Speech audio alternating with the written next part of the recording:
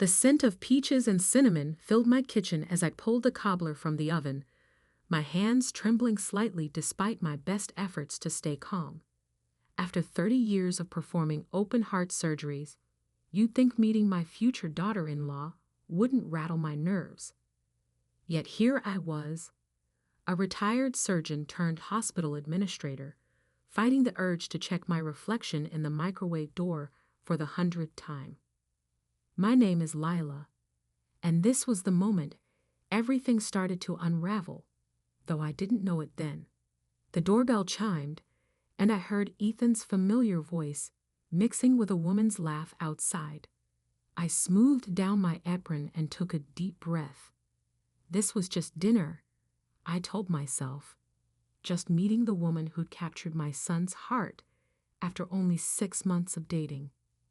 I opened the door to find Ethan beaming, his arm around a striking woman with perfectly styled blonde hair and a designer dress that probably cost more than my monthly rent.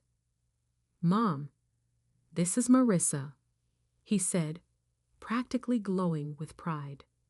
Marissa's smile was dazzling practiced.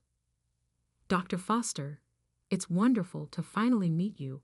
Her eyes darted past me, scanning my modest rental home. Something flickered across her face, disappointment, maybe, before her smile reset. "Please call me Lila," I said, ushering them inside. "I hope you like peach cobbler. It's an old family recipe."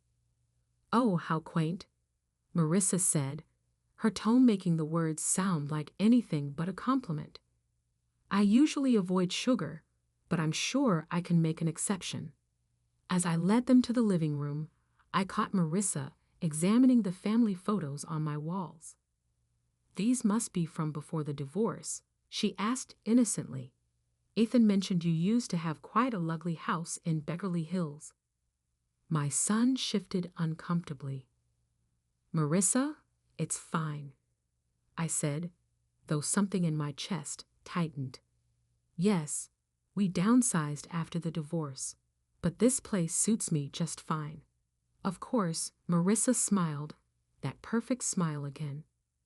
Though it must be quite an adjustment, going from a successful surgeon to what is it you do now? Hospital administration? Mom's the chief operating officer at Street Mary's. Ethan interjected proudly. "She oversees the entire surgical department." "How fascinating," Marissa said, but her attention had already drifted to her phone. "Oh, darling, remember we have that charity gala at 8. We should probably keep dinner brief." I busied myself in the kitchen plating the cobbler while their whispered conversation drifted in from the living room. "I can't believe you didn't tell me about the money situation." "Doesn't matter," Marissa said. "Mom's amazing at what she does. I just think we should discuss these things." My hands stilled over the dessert plates. Something about Marissa's tone, the calculated way she'd asked about my past, set off warning bells I couldn't quite silence. I'd spent decades reading people's vital signs. Right now, everything about this woman screamed danger. When I returned with the cobbler, Marissa was showing Ethan something on her phone, their heads close together. "I already found the perfect venue," she was saying. "It's exclusive, very modern. We'll need to book it soon if we want a spring wedding." I nearly dropped the plates. "Wedding? You're engaged." Ethan sat beside her, scrolling through venue options on his tablet. "The lace is beautiful, Mom, but Marissa is right. The Crystal Palace has this amazing geometric arch that would match their whole design concept." "The Crystal Palace?" I tried to keep my voice neutral. "Isn't that the new venue?" "That costs money." "Isn't an issue." Marissa cut in smoothly. "Daddy's handling everything." She turned to the wedding planner, a rail-thin woman named Victoria who looked like she subsisted entirely on espresso and judgment. "Show her the tablescape concept," Marissa said. Victoria produced a tablet displaying stark white tables with chrome and glass centerpieces. No flowers, no warmth, no trace of the joyful family celebrations I'd always imagined for my son's wedding. "We're limiting the guest list to 200, Marissa continued. "Very exclusive, just immediate family and our closest circle." 200 is immediate family. I couldn't help asking. "We have to invite Daddy's business associates and my sorority sisters." "And what about the Hendersons?" I asked. "They've been like second parents to Ethan since he was 5. Marissa's perfectly manicured nails tapped against her phone screen. "The guest list is actually pretty much finalized. We had to make some hard decisions to keep it curated." I watched my son's face, searching for any sign that this bothered him, but he just smiled that same, boded smile, completely under her spell. "Now about the mother-son dance," Victoria interjected, consulting her clipboard. "We're thinking of skipping it." "Skipping it?" My voice cracked slightly. I'd been practicing that dance with Ethan since he was tall enough to stand on my feet. "The timeline is very tight," Marissa explained, "and we want to maximize dancing time for all the guests. Besides," she added with a laugh that felt like ice water down my spine, "we wouldn't want to risk any unpredictable moments." The implication hung in the air like smoke. My divorce, my downsizing, my supposed fall from grace, all carefully cataloged weaknesses she could exploit. "Mom," Ethan finally looked up, concern creasing his forehead. "You okay?" I forced a smile, years of maintaining composure in crisis situations coming in handy. "Of course, sweetheart. Whatever makes your day special." Marissa's phone buzzed. "Oh, the florist is ready for us at the Crystal Palace. Victoria, can you handle the rest of the details with Dr. Foster? Ethan and I should really get going." "Actually," Victoria said, not meeting my eyes, "we've got everything covered. No need to trouble Dr. Foster further." I watched them gather their things, Marissa efficiently herding my son toward the door. Just before they left, she turned back. "Oh, and Dr. Foster, about the rehearsal dinner. We've decided to have it at Lurk. Black tie, of course. I hope that won't be an issue." The door chimed as they exited, leaving me alone with Victoria, who was already packing up her tablet and samples. I sat there, my hands clenched in my lap, remembering how it felt to hold a scalpel, to have that precise control over life and death. But this wasn't the operating room. This was psychological warfare, and Marissa was winning, for now. As I drove home, my phone lit up with a text from Ethan. "Thanks for understanding about the dance. Mom, Marissa just wants everything to be perfect." Perfect. The word echoed in my mind like a warning bell. I'd seen enough perfect facades crack under pressure to know what usually lurked beneath them, and I was starting to think it was time to apply some pressure of my own. The Crystal Palace's marble floors echoed with my footsteps as I searched for the restroom during the venue walkthrough. That's when I heard them. Marissa's voice floating from behind a partially closed door, followed by another woman's whispered response. I shouldn't have stopped, shouldn't have listened. But 30 years of medical practice taught me to trust my instincts, and something in their tone made me freeze. "You can't keep avoiding this conversation forever, Marissa." The voice was sharp, concerned. "What happens when he finds out?" "He won't find out, Tessa. That's the point." Marissa's laugh had none of its usual polish. "By the time the wedding's over, it won't matter anyway." "You mean by the time you have access to his trust fund?" My hand gripped the wall, steadying myself as Marissa continued. "Do you know what it's like being one bad quarter away from losing everything? Daddy's company is hemorrhaging money.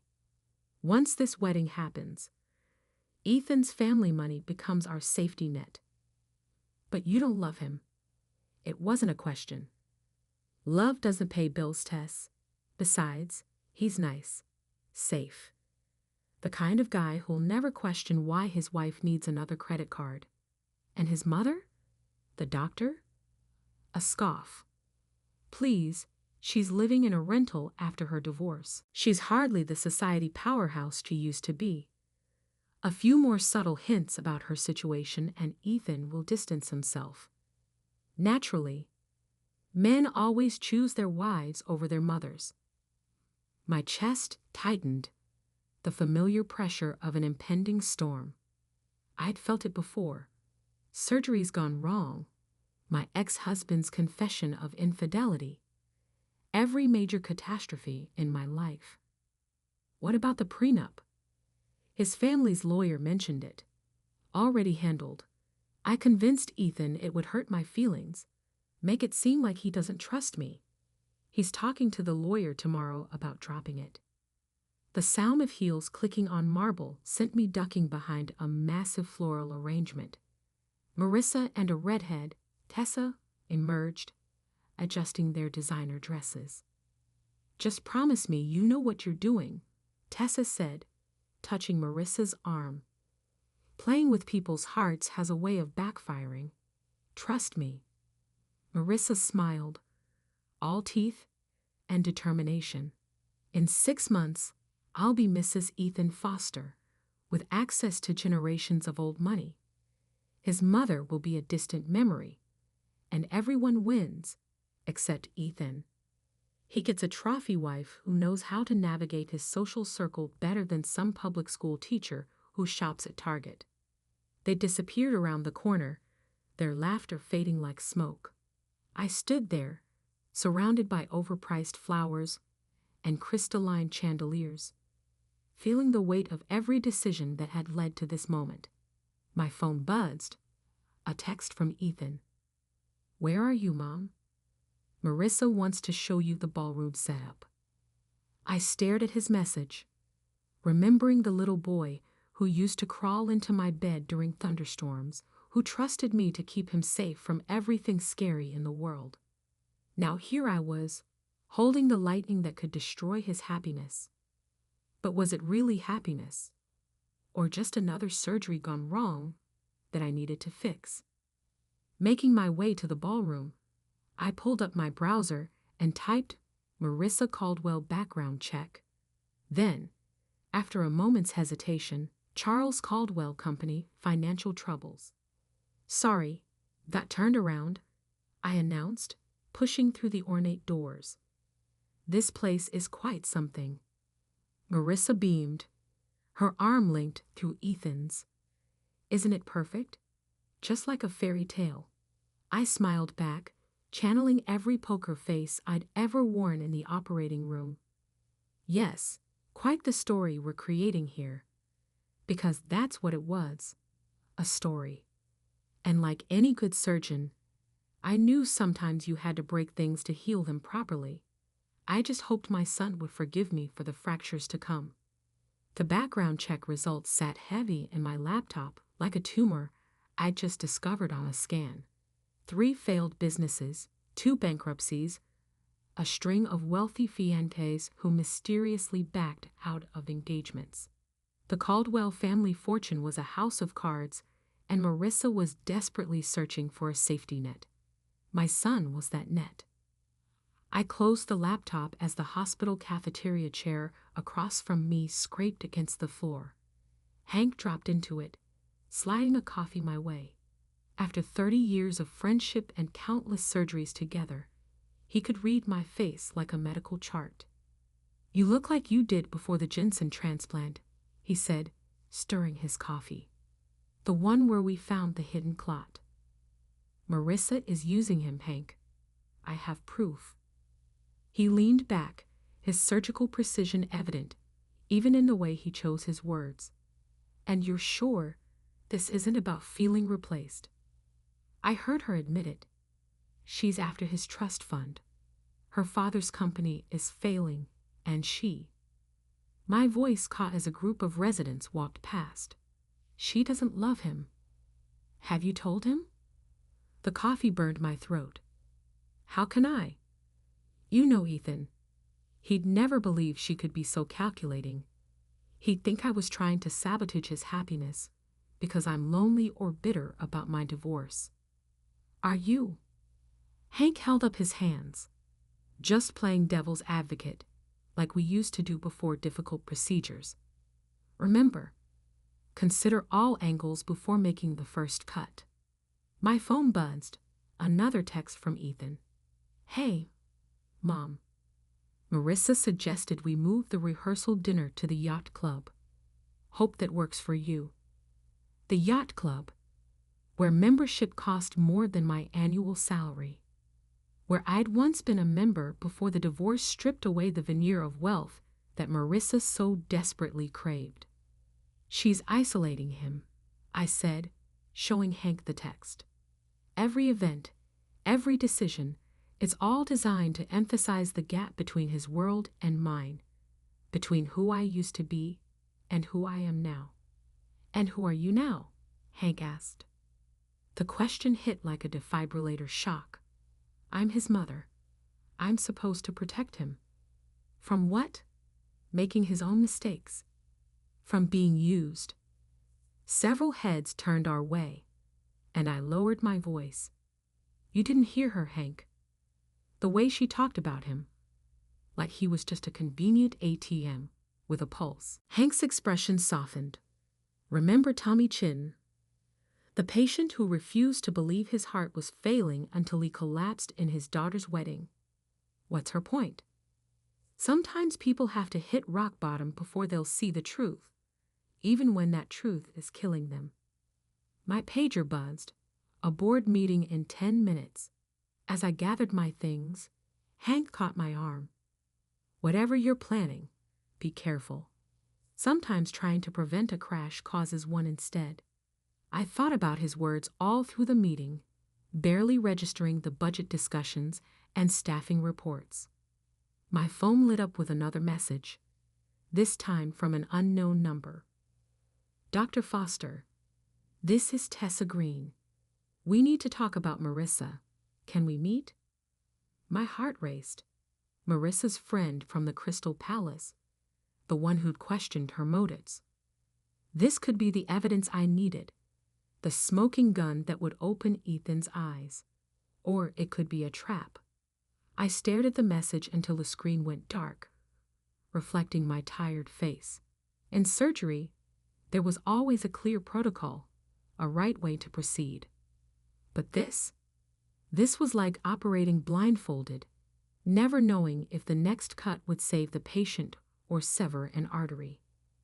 Dr. Foster, my assistant poked her head in. Your son's here to see you. I quickly closed the message. Send him in. Ethan appeared, beaming. Mom, great news.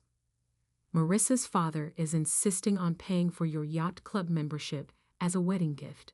Isn't that amazing? I forced a smile, feeling the weight of everything I knew pressing against my chest like a time bomb. Amazing. I echoed, watching my son's happy face and wondering how much damage the truth would do. My fingers hovered over my phone, over Tessa's message, as I made the hardest decision of my life. Sometimes, to save a heart, you have to break it first. I shouldn't have come to Ethan's birthday party. The invitation never arrived, probably lost in the mail, Marissa had said sweetly when I called to ask about it. But mothers don't need invitations to their children's birthdays. At least, they didn't used to. The Caldwell mansion loomed before me, every window blazing with light, music and laughter spilling onto the manicured lawn. I clutched the small wrapped package, a vintage watch that had belonged to Ethan's grandfather, and forced myself up the steps. A server opened the door, his expression shifting from professional welcome to uncertainty when I gave my name. I'm sorry, you're not on the list, but let me check with Mom. Ethan appeared behind him, champagne in hand, his face a mix of surprise And something else.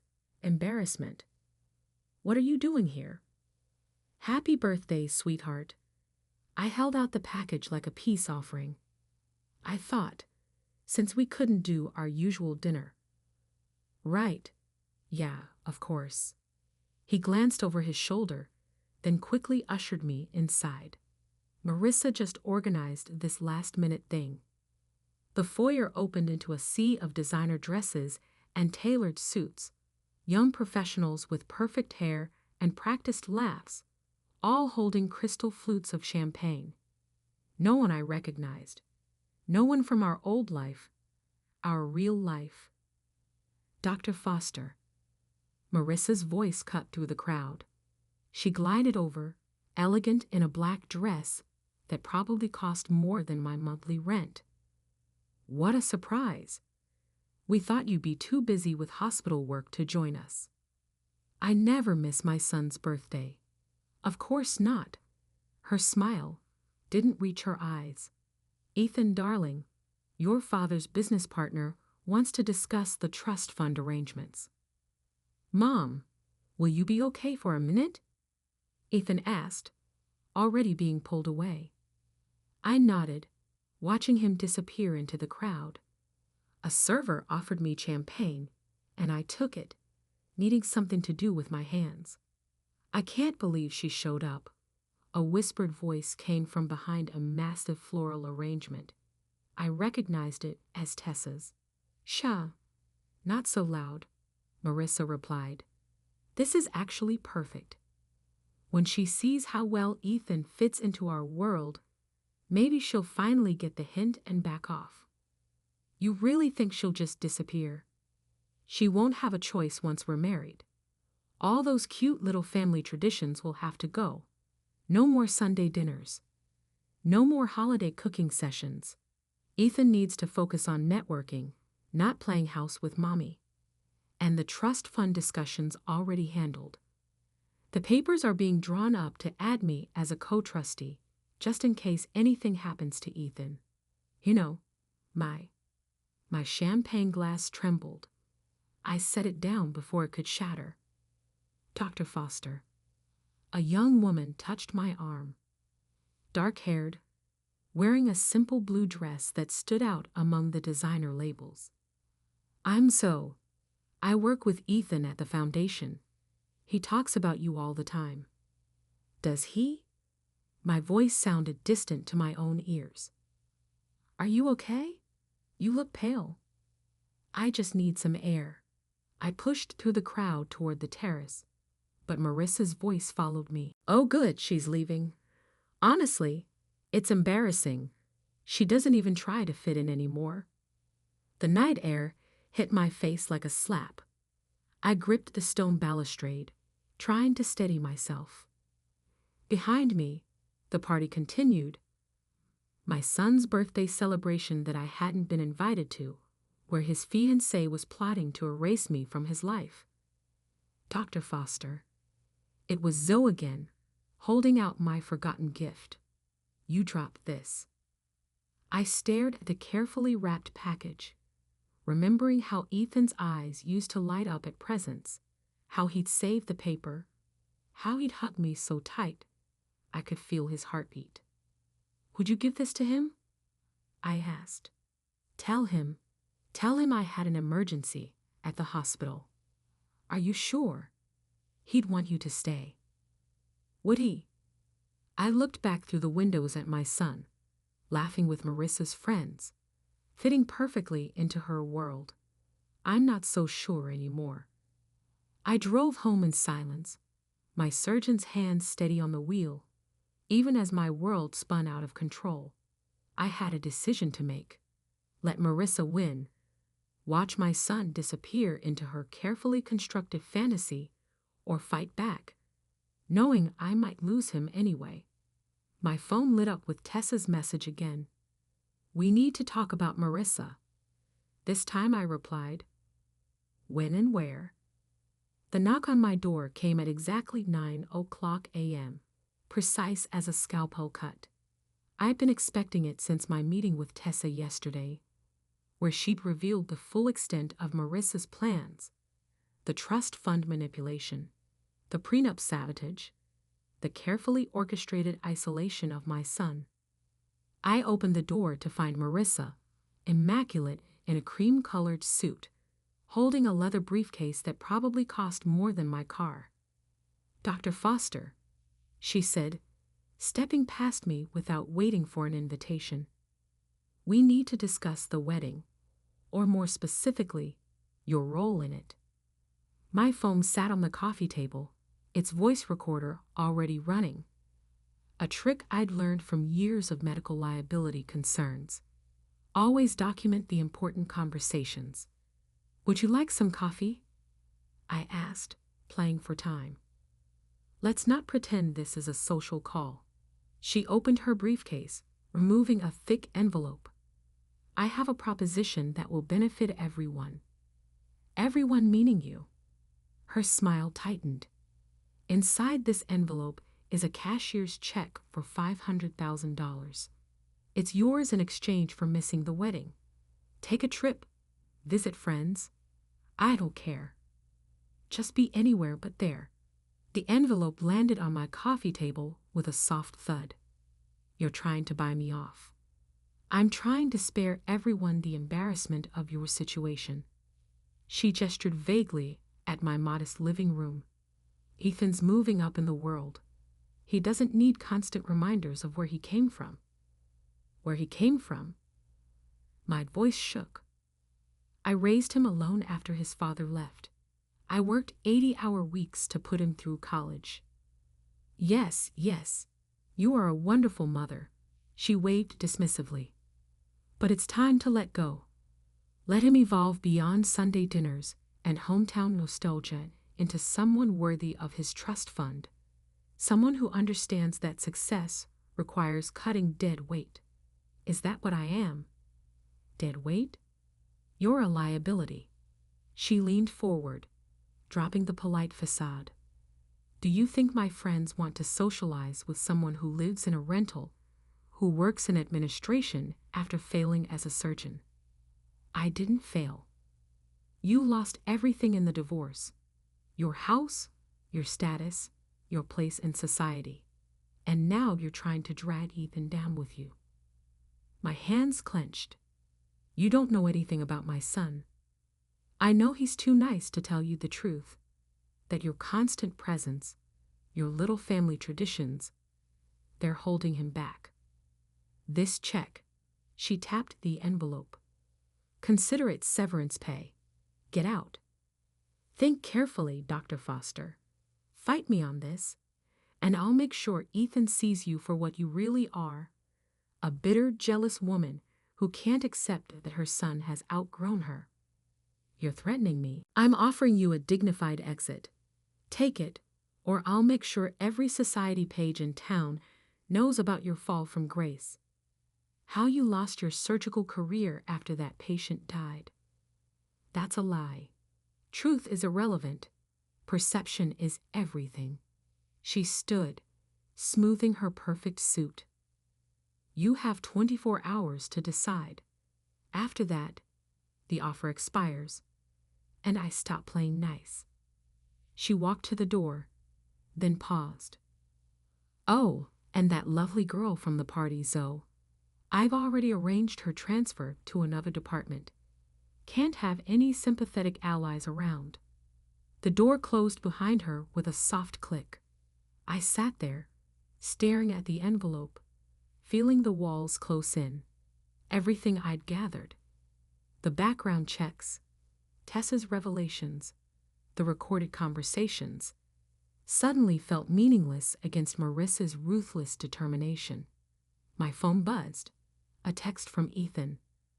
"Mom, Marissa told me about your conversation. Why are you making this so difficult? Maybe some distance would be good for everyone." The words blurred as tears filled my eyes. She'd beaten me to him, twisted the narrative before I could even fight back, just like she planned. I picked up the envelope, feeling its weight, the price tag for my son's future. Inside was enough money to start over somewhere else, to avoid watching Marissa systematically erase me from Ethan's life. My phone buzzed again, this time from Zoe. "Dr. Foster, I'm being transferred next week, but before I go, there's something you need to know about Marissa's past. Something not in any background check." I stared at the message, then at the envelope, then at the still-running voice recorder that had captured every word of Marissa's threats. Sometimes the only way to save a patient is to let them flatline first. The rehearsal dinner at Lure sparkled with crystal and pretense. I sat at my assigned table, far from Ethan, naturally, watching Marissa work the room like a conductor leading her orchestra of lies. My phone felt heavy in my clutch, loaded with everything: the recorded bribe, Tessa's revelations, and most importantly, what Zoe had discovered about Marissa's past. 2 previous engagements, 2 other trust funds, 2 families who'd narrowly escaped her web. Marissa clinked her glass, rising for yet another toast. "I'd like to thank everyone for being here tonight, especially those who truly support our vision for the future." Her eyes found mine, a subtle warning in their depths. I touched my own glass, feeling the weight of the moment. Years of surgical training had taught me timing was everything. Actually, I stood, my voice carrying across the sudden silence. "I'd like to make a toast too." Ethan's face registered surprise, then concern. Marissa's smile froze. "To new beginnings," I said, pulling out my phone. "And to truth," my voice carried. "Mom," Ethan started, but I pressed play before anyone could stop me. Marissa's voice filled the room. $500,000. It's yours in exchange for missing the wedding." The recording continued, each word dropping like a stone into still water. Her threats, her contempt, her calculated manipulation of my son, all laid bare before her carefully curated audience. "Turn that off," Marissa commanded, but her voice shook. "Why isn't this what you wanted? Everyone knowing the truth about our situation." Ethan stood, his face pale. "Mom, what is this?" "Ask your fiancée about her other engagements," I said quietly. "Ask her about the Hamilton family in Boston or the Pierces in Chicago. Ask her why they called off their weddings just weeks before she could access their trust funds." "You're lying," Marissa snapped, but her perfect facade was cracking. "Zoe found them before you had her transferred. They're here tonight, actually." I gestured to a couple near the back. "The surprise guests I'd arranged through Hank's connections. Would you like to hear their stories?" The room erupted in whispers. Marissa's father stood, swaying slightly. "Is this true? The company money, Daddy? Don't. It's gone," I finished. "Just like it was going to be after you gained control of Ethan's trust fund." "Ethan!" Marissa turned to my son, reaching for him. "Baby, she's trying to manipulate you. She's jealous. Spitter. Stop." Ethan's voice cut through the chaos. He was staring at his phone, where Tessa, bless her guilty conscience, had just sent him screenshots of text messages revealing Marissa's entire plan. "I can explain," Marissa started, but Ethan stepped back. "The prenup you said would hurt your feelings. The one you convinced me to drop. Was that part of the plan too?" The silence was deafening. "You never loved me, did you?" His voice cracked, and my heart broke for him. Marissa's composure finally shattered. "Love doesn't pay bills. You don't understand what it's like to lose everything to become nothing, like I did." I interrupted softly. "When I chose to leave my surgical career to raise my son alone, when I downsized to put him through college, that kind of nothing, The Hamilton couple stood up. She did the same thing to our son, Mrs. Hamilton announced, right down to the prenup. Manipulation. Chaos erupted. Guests began leaving, phones recording everything. Marissa's father demanded answers about company funds, and through it all, my son stood frozen, his world unraveling thread by carefully constructed thread. "The wedding's off," he finally said, his voice carrying over the commotion. "It's over, Marissa." She turned to me, mascara tracking down her perfect face. "You've ruined everything." "No," I replied, thinking of all the patience I'd saved over the years. I just prevented another catastrophic failure. As security escorted a screaming Marissa out, I caught sight of Zoe quietly supporting Ethan near the exit. Their eyes met briefly, and in that moment, I saw something real, a genuine connection, untainted by manipulation or greed.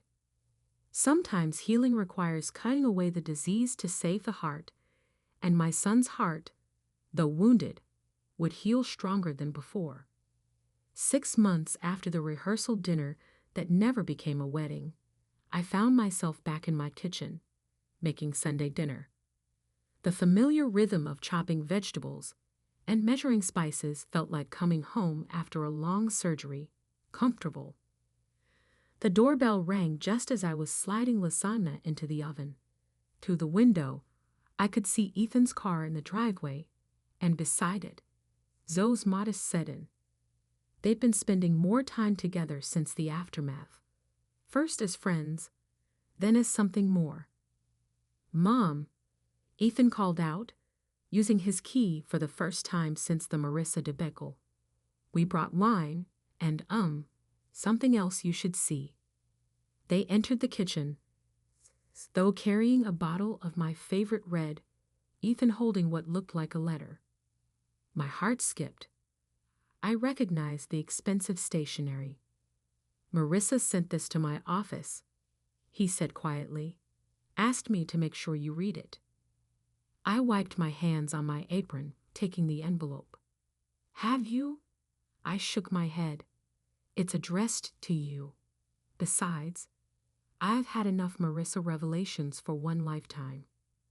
Zoe touched his arm gently, and the simple gesture contained more genuine affection than all of Marissa's calculated displays ever had.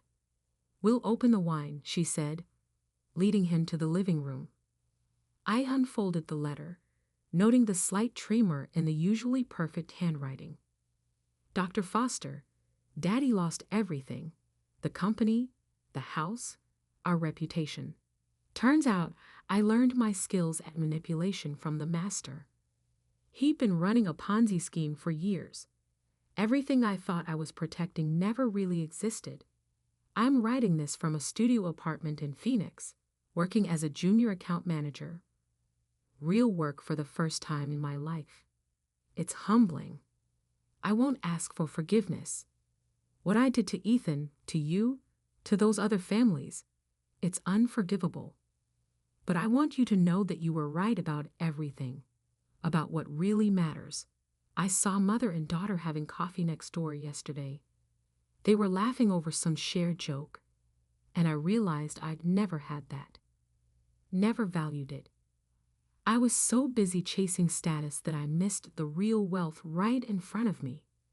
Thank you for stopping me before I destroyed another life, including my own. Marissa. P.S. I heard about Ethan and Zoe. She's what I pretended to be. He deserves that kind of real." I folded the letter, feeling an unexpected wave of not forgiveness exactly, but understanding. How many times had I seen desperate people make terrible choices in my operating room? "Mom," Ethan appeared in the doorway. "You okay?" "Better than okay," I smiled, tucking the letter away. "How about we eat in the dining room today? I think it's time to bring out Grandma's old china."